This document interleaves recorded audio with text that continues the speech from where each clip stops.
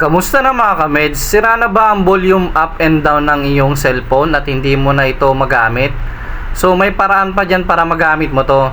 So katulad na itong cellphone na to, wala na yung volume up and down niya, sira na. So ang gagawin natin, pupunta tayo sa may Play Store. Doon tayo magda-download ng apps para mapagana natin ulit itong volume up and down niya. So yan, pindutin mo lang yung Play Store. Tapos i-search mo lang dyan yung i-type mo lang yung volume control. So yan, pag lumabas yan, marami kang pagpipilian.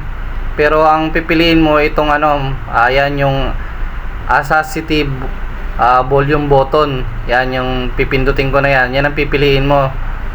So pag nakita mo yan, install mo lang siya. So sa akin kasi naka-install na siya, kaya i-open ko na lang. So ang lalabas diyan pag na-install mo siya, tapos i-open mo, ganyan yung magiging itsura niya. So yan, nakikita nyo, marami kang pagpipilian diyan na style ng niya, volume button. So yan, i-on muna natin siya. Tapos pagka-on, makikita mo na lalabas siya sa may gilid. Yan, dinadrag ko siya sa kanan. So pwede mo siyang ilipat-lipat. Ayan ang kagandahan yan. So yan, mayroong Android 12, marami kang pagpipilian. Yang MIUI, meron ding Android. So yan ang pipiliin ko, yung Android. So pwede mo rin siyang i-adjust yung size ng button. So yan, pwede mo siyang palakihin, pwede mo rin siyang palitin. So depende na lang sa'yo kung gaano kalaki yung gusto mo ng size ng button na lalabas din sa may screen ng cellphone mo. So ang kagandahan kasi nito, kahit sira na yung volume switch up and down mo, magagamit mo pa rin siya dito sa may screen ng cellphone mo.